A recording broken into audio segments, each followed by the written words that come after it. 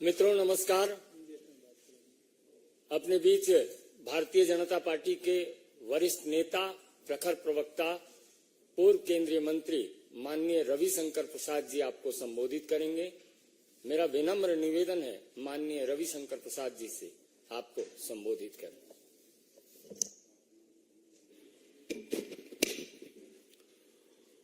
Party के राष्ट्रीय media सह प्रभारी श्रद्धेय संजय मयूख जी, सभी पत्रकार मित्रों नमस्ते। सुबह सुबह आपको बुलाया क्षमा के साथ। विषय बहुत ही महत्वपूर्ण है। आज 9 अगस्त है। आज ही के दिन महात्मा गांधी जी ने 1942 में एक दिया था नारा, अंग्रेजों भारत छोड़ो, क्विट इंडिया। 5 साल बाद अंग्रेजों को भारत छोड़ना पड़ा। उसमें बाकी भी हमारे क्रांतिकारी मित्रों, बाकी सबों की बहुत बड़ी भूमिका रही है। तो भारत की आजादी में लगे सभी महान सेनानियों को बहुत ही हम विनम्र भाव से श्रद्धांजलि देते हैं और याद करते हैं। आज जब भारतवर्ष अपने अमृत काल में प्रवेश कर गया है और 2047 में 2047 में अपनी आजादी के 100 वर्ष पूरे करेगा, तो हमारे लोकप्रिय प्रधानमंत्री नरेंद्र मोदी जी ने एक बहुत बड़ा आह्वान किया है। जब अमृत काल 75 ईयर्स चल रहा है, उन्हें 3 आह्वान किया है। परिवारवाद भारत छोड़ो, भ्रष्टाचार भारत छोड़ो, तुष्टीकरण भारत छोड़ो। Rampant family rule in politics, quit India. Stinking corruption, quit India. Appeasement politics, quit India. आज हम आपके सामने आए हैं ये बताने के लिए कि ये क्यों आवश्यक है। देश के लोकतांत्रिक अस्तित्व को अगर बचाना है तो इन तीनों को भारत छोड़ना पड़ेगा। If the democratic fabric of the country is to be safeguarded, these 3 ills, namely family rule, corruption and appeasement, have to quit India. अगर देश की राजनीति में शुचिता को बचाना है,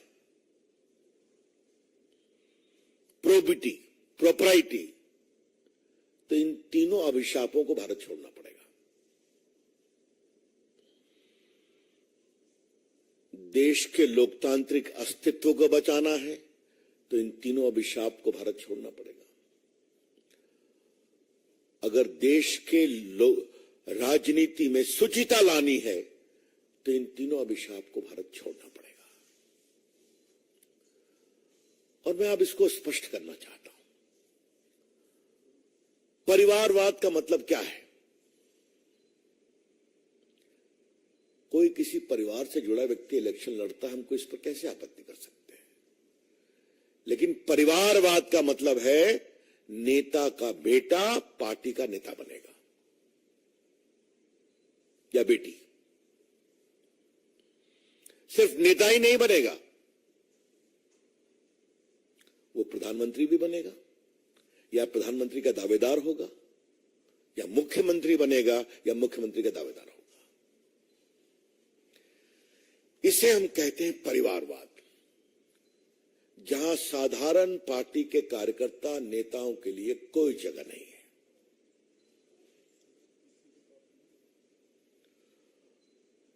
क्षमता हो या न हो, सामर्थ्य हो या न हो, नेता वही बनेगा, पीएम वही बनेगा या पीएम का दावेदार बनेगा, सीएम वही बनेगा या सीएम का दावेदार बनेगा। और पार्टी का बॉस बनेगा। अब मैं उसको कुछ उदाहरण से आपको स्पष्ट करना चाहता हूं। राहुल गांधी जी की पैकेजिंग, रीपैकेजिंग होती रहती है। कांग्रेस के लोगों को तय करना है, लेकिन कभी कांग्रेस के लोग ये विचार करते हैं कि राहुल गांधी की नेतृत्व की क्षमता कितनी है भारत ऐसे महान देश के नेता बनने के लिए। कल हम लोग भी संसद में उत्सुकता पूर्वक प्रतीक्षा कर रहे थे, क्योंकि कांग्रेस का ऑफिशियल ट्वीट आया, जन नायक राहुल गांधी बोलने वाले हैं। अब थोड़ा हम लोग आश्चर्य में पड़ गए। संजय जी और हम दोनों लोकनायक जयप्रकाश के सिपाही रहे हैं बिहार में आंदोलन में, तो लोकनायक तो सुना था, अब जननायक एक नया नाम आ गया। आप लोगों को मालूम होगा, बिहार में एक बहुत लोकप्रिय नेता हुआ करते कर्पूरी ठाकुर,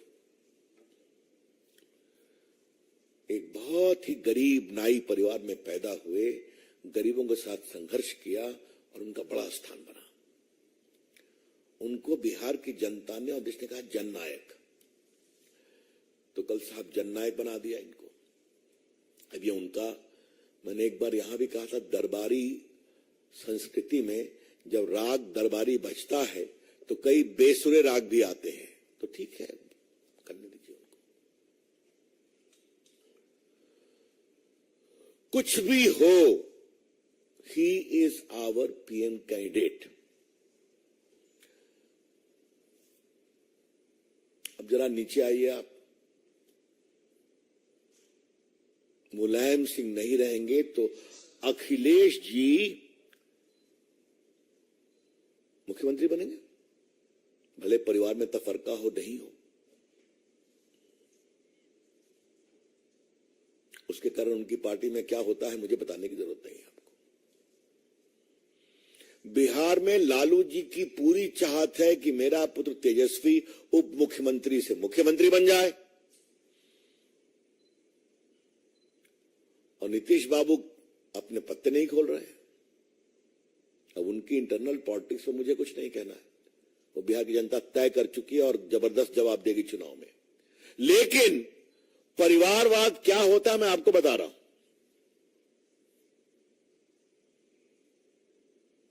तो मैंने केंद्र बताया, मैंने उत्तर प्रदेश बताया, मैंने बिहार बताया। आप जरा बंगाल चलिए।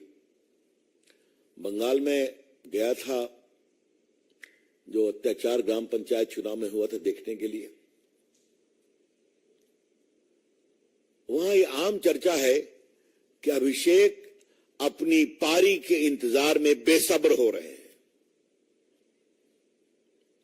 अब वहां पुत्र नहीं है तो भतीजे आ गए।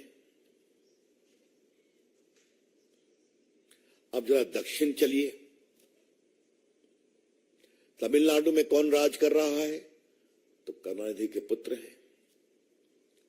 थोड़ा बगल में आइए तो तेलंगाना में बार बार यह स्वर सुनाई पड़ता है कि अब मुझे राज करने दिया जाए, बहुत हो गया, 10 साल से मैं वेट कर रहा हूं। आप खुद समझ रहे हैं मैं क्या कह रहा हूं। तो ये पूरा जो है परिवारवाद का एक छोटा नक्शा मैंने आपके सामने रखा है। परिवारवाद मतलब पार्टी का नेता पिता या माता जी के बाद पुत्र या पुत्री बनेगी, प्रधानमंत्री बनेंगे या प्रधानमंत्री के दावेदार बनेंगे, मुख्यमंत्री बनेंगे या मुख्यमंत्री के दावेदार बनेंगे। इसका दूसरा विभत्स स्वरूप क्या है? कुछ करना नहीं है, गद्दी तो मेरी है। तो ना लोकतांत्रिक उत्तरदायित्व है ना कुछ और है। कुछ भी कर लो, मेरी अपनी जगह तो रहेगी, बिल्कुल रहेगी। तो family rule is inherently undemocratic and irresponsible. परिवारवाद आदतन अलोकतांत्रिक और गैर जिम्मेवार होता है। ये बात मैं कहना चाहता हूं। भ्रष्टाचार और तुष्टीकरण पर मैं आता हूं कि जो इंडिया अलायंस है इसको घमंडिया कहा गया है, and they fully deserve it. घमंडिया अलायंस। जब परिवारवाद की पार्टियां जुटती हैं तो क्या अहंकार आता है, मैं उसकी बात कहना चाहता हूं। सरदार पटेल देश के इतने बड़े नेता थे, उनकी स्टैच्यू ऑफ यूनिटी लगी है गुजरात में। करोड़ लोग आते हैं देखने के लिए, हम भी जाते हैं तो हमेशा। आज तक कांग्रेस की अध्यक्षा वहां 2 फूल चढ़ाने गई है क्या? वो तो कांग्रेस के नेता थे ना। आज तक राहुल गांधी वहां गए हैं क्या? आज तक कांग्रेस के गुजरात के नेता वहां गए हैं क्या? ये कौन सा अहंकार है कि जिस व्यक्ति ने देश को जोड़ा उसकी दुनिया की सबसे बड़ी प्रतिमा पर हम 2 फूल भी नहीं चढ़ाएंगे? यहां सुभाष चंद्र बोस की प्रतिमा लगी है ना, इंडिया गेट के पास। अलौकिक प्रतिमा है। महान सपूत देश के आज तक लोगों को याद करते हैं।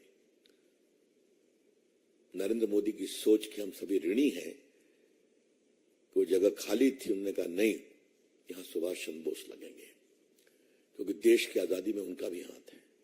कभी सोनिया गांधी गई हैं क्या? कभी राहुल गांधी 2 फूल चढ़ाने गए हैं क्या? छोड़िए इस बात को। वॉर मेमोरियल मोदी जी ने बनवाया, इन्होंने 70 साल कुछ नहीं किया, 50 साल 60 साल। क्या है वॉर मेमोरियल? भारत में जितने युद्ध में जितने सैनिक मारे गए सबों का नाम लिखा हुआ है वहां पर। आप लोग नहीं गए हैं, जरूर जाइए। और जितने परमवीर चक्र पुरस्कार से सम्मानित हैं उनका बस लगा, उनकी अलग एक वाटिका है। और वहां एक मोदी जी ने इतना बड़ा डिजिटल प्रावधान निर्देश देके बनाया है, आप बटन दबाइए, सारे परमवीर चक्र अवार्डी का चेहरा आएगा, जिसको चाहिए आप बटन दबा के माला बना दीजिए। क्या कभी सोनिया गांधी गई है वहां पर 2 फूल चढ़ाने? इंदिरा जी की अगुवाई में 71 का युद्ध लड़ा गया सफलता से। उसी युद्ध में मारे गए सेना के लोगों को श्रद्धांजलि देने क्यों नहीं गई? क्या मतलब है इसका? इसे कहते हैं अहंकार। मोदी जी ने बनाया, हम नहीं जाएंगे, हम जो है सो है। तो ये है घमंडिया गठबंधन। क्या वहां कभी अखिलेश यादव गए हैं क्या? क्या वहां कभी तेजस्वी यादव गए हैं क्या? ममता जी तो बंगाल के हैं ना। ममता जी तो दिल्ली इतनी बार आती हैं, मोदी जी को गाली पड़ती है। सुभाष बोस की प्रतिमा पर एक बार भी 2 फूल चढ़ाने गए क्या वो और उनके भतीजे अभिषेक? ये कहते हैं घमंडिया संगठन। और इसी घमंडिया का दूसरा स्वरूप यह है, जिस कर्पूरी ठाकुर ने गरीब पिछड़ों को संगठित करके सामाजिक न्याय का ईमानदार प्रस्तुतिकरण किया, वो जननायक वो नहीं, हम भी जननायक हैं। ये है अहंकार। आज मैं सवाल उठा रहा हूं, कुछ कारण से उठा रहा हूं। नीतीश कुमार जवाब दीजिए जो मैं सवाल उठा रहा हूं। लालू जी जवाब दीजिए जो मैं सवाल उठा रहा हूं। तेजस्वी अखिलेश जवाब दीजिए कि दिल्ली आप इतना आते हैं, एक बार सुभाष बोस की प्रतिमा पर आपको जाने का अवसर नहीं मिलता है। सरदार पटेल की प्रतिमा पर प्रणाम करने का आपको कोई अवसर नहीं मिलता है। वॉर मेमोरियल में जाने का अवसर नहीं मिलता है। तो जो लोग परिवारवाद की पॉलिटिक्स करते हैं उनके अहंकार तो आता ही सब क्या ही है। तो मित्र, ये बात हुई परिवारवाद की। अब मैं बाकी दोनों विषयों को लेता हूं। एक बात आप जान लीजिए, जहां परिवारवाद की नग्न राजनीति होगी, उसके साथ भ्रष्टाचार और तुष्टीकरण अपने आप आ जाएगा। ये तीनों त्रिवेणी है राजनीति की, गंदी त्रिवेणी। त्रिवेणी का एक बड़ा सार्थक मतलब होता है। परिवारवाद, भ्रष्टाचार, तुष्टीकरण, ये भारत की राजनीति की गंदी त्रिवेणी है। The dirty triangle of India's politics. मैं आपसे एक बात कहूं, भ्रष्टाचार वहीं पनपता है और वहीं पनपा है जहां परिवारवाद रहा है। मैं गिनाता हूं, 2G के समय किसका शासन था? परिवार का। मनमोहन सिंह की कितनी चलती थी? कोयला घोटाले में तो जेल रहे हैं, ट्रायल सुप्रीम कोर्ट में स्टे के लिए गए हुए हैं। कोयला घोटाला मैंने बताया, कॉमनवेल्थ घोटाला मैंने बताया, आदर्श घोटाला मैंने बताया, सबमरीन घोटाला, हेलीकॉप्टर घोटाला। इन सभी घोटालों में परिवार के किसी लोगों का हाथ है या नहीं है? मुझे बता दीजिए। मैंने एक बार कहा था और आज उसको रिपीट करने का दिन है। संजय बाबू सुनिए आप, हमारी आध्यात्मिक परंपरा में पंच तत्व की बात कही गई है ना? ये शरीर 5 तत्वों से बना है, जल, थल, नभ, वायु, आकाश और अग्नि। We owe our human existence to 5 elements: the earth,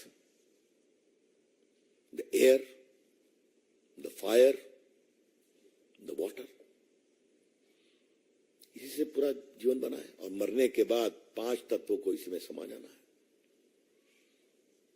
इसकी आध्यात्मिक व्याख्या हुई है, शाब्दिक व्याख्या हुई है। कांग्रेस पार्टी और उसके मित्रों ने पंच तत्व की एक जबरदस्त व्याख्या की कि पंच तत्व तब तक प्रामाणिक नहीं होगा जब 5 तत्वों में भ्रष्टाचार नहीं होगा। उन्होंने कहा नहीं, करके दिखा दिया। अब देखिए, थल का भ्रष्टाचार, कॉमनवेल्थ, आदर्श घोटाला। वो थल से ही नहीं रुके, पाताल भी चले गए, वहां कोयला घोटाला कर दिया। फिर आकाश में चले गए, वहां हेलीकॉप्टर घोटाला कर दिया। मालूम है, काफी केस चला है, आज बताने की जरूरत नहीं। वायु क्या होता है आप जानते? 2G घोटाला क्या है? वही ना है, स्पेक्ट्रम चलता है वायु के साथ, जिसमें बंदरबाट हुई। आपके जल घोटाला, सबमरीन घोटाला, आपको मालूम है। और फायर क्या है? दामाद श्री जो पूरा बीकानेर में सैकड़ों एकड़ जमीन लेकर के जो पूरा पार्क बना रहे हैं, सोलर पार्क के नाम पर, FIR चल रहा है वहां पर। तो ये 5 तत्व में भ्रष्टाचार हुआ। जब बड़ी पार्टी परिवार का ये हाल है तो जरा आ जाइए आप बिहार में। चारा घोटाला, जब परिवार का नियम, निजाम, अलकतरा घोटाला। और देखिए, मैं दोनों में PIL केस मैंने बहस किया पटना हाईकोर्ट में CBI इंक्वायरी के लिए। सबको सजा हुई है, एक भी इससे मुक्त नहीं हुए। क्या सप्लायर, क्या IAS, क्या इनकम टैक्स कमिश्नर, क्या उस समय के मुख्यमंत्री या बाकी।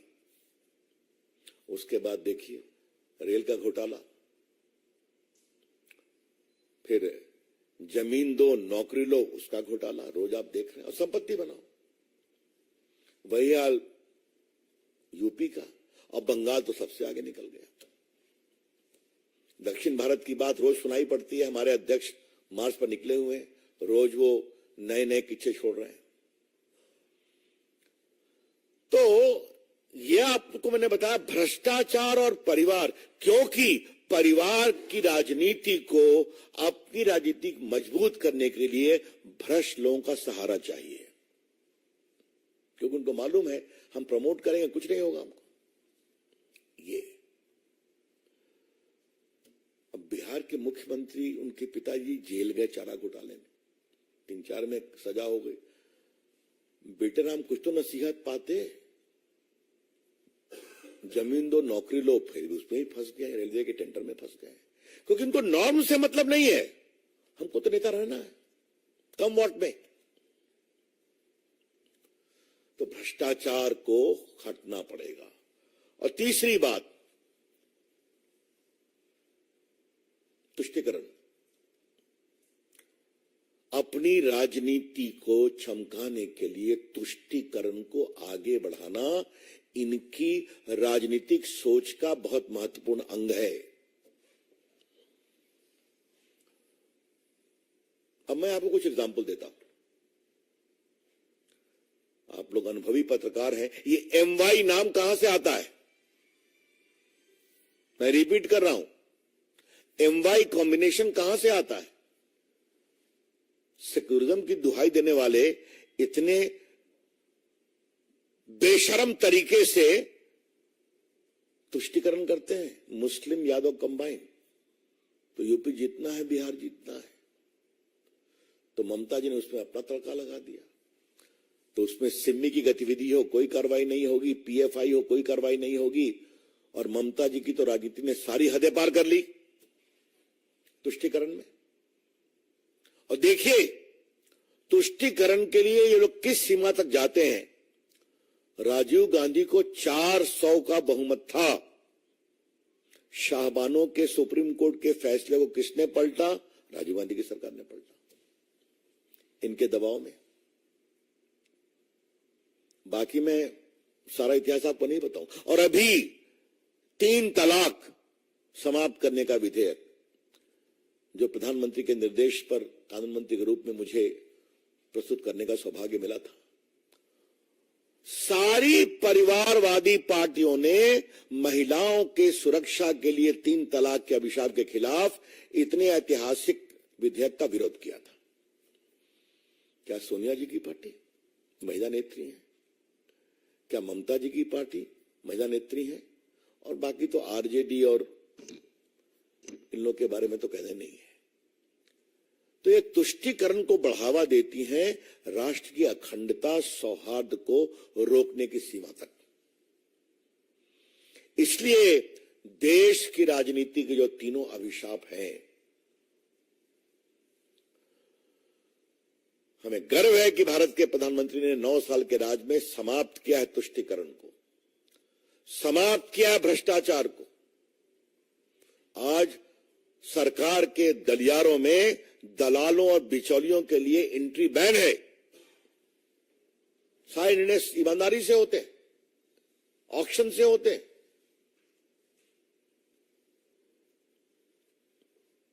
आज भारत ने डिफेंस परचेज में कहां से कहां अपना स्थान बनाया, आपको मालूम है। राफेल भी आ रहा है, बड़ी बड़ी सबमरीन भी आ रही है, और आज मेड इन इंडिया चीजें, अस्त्र वेपन बाहर जा रहे हैं। ये होता है ना।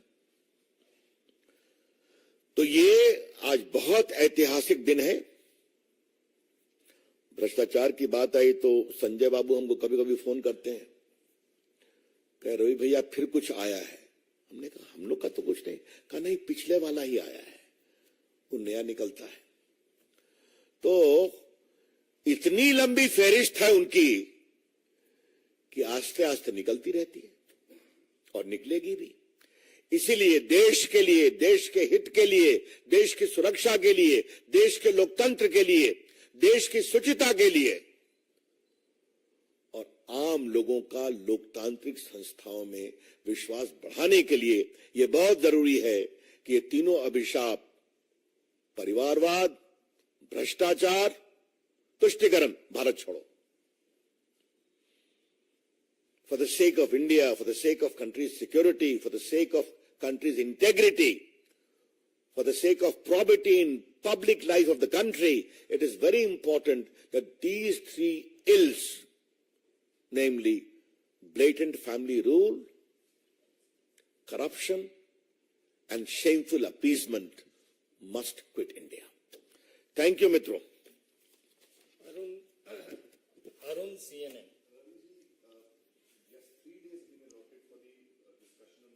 First on this. Any question on this?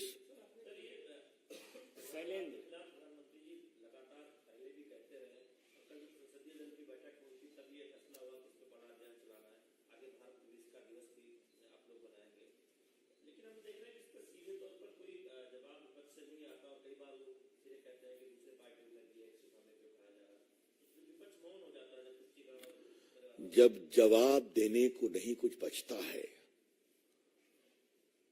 तो नीतिगत रूप से मौन धारण किया जाता है। लेकिन भारतीय संस्कारों में एक और बात है ना, मौन स्वीकृति लक्षणम। हाँ, क्या उनको बोलने के पास क्या है? इसलिए मैंने आज पार्टी के राष्ट्रीय फोरम से बहुत विस्तार से बताया कि ये तीनों अभिशाप क्या हैं और कैसे भारत के हिंदी को खोखला कर रहे हैं।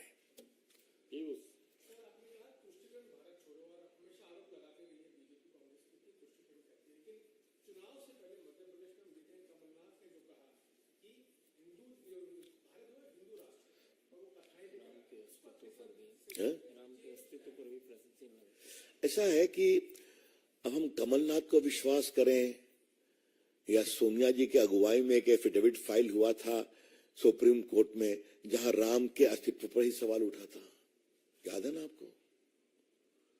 या सोनिया जी की अगुवाई में यूपीए में जो एनसीईआरटी की पुस्तक है वहां भगत सिंह को टेररिस्ट रेवोल्यूशनरी कहा था, याद है ना आपको? और अब तो सुप्रीम कोर्ट का फैसला आ गया बाबरी मस्जिद को लेकर के उनकी जो जमात थी एडवाइजरी काउंसिल, उन्होंने क्या क्या बातें नहीं कही थी, कोई गवाही नहीं है। अब मैं वहां वकील रहा हूं, छोड़िए, बहुत कुछ बोलने को है। इसलिए अब वोट के लिए उनका हिंदू प्रेम जागा है, अब छोड़ दीजिए, जनता तय करती है। ये कन्विक्शन नहीं है, कन्वीनियंस है। ये आस्था नहीं है, राजनीतिक सुविधा है। Any other question? अरुण, एक मिनट पर इस पर इसके बारे में कुछ चलिए। अरुण जी,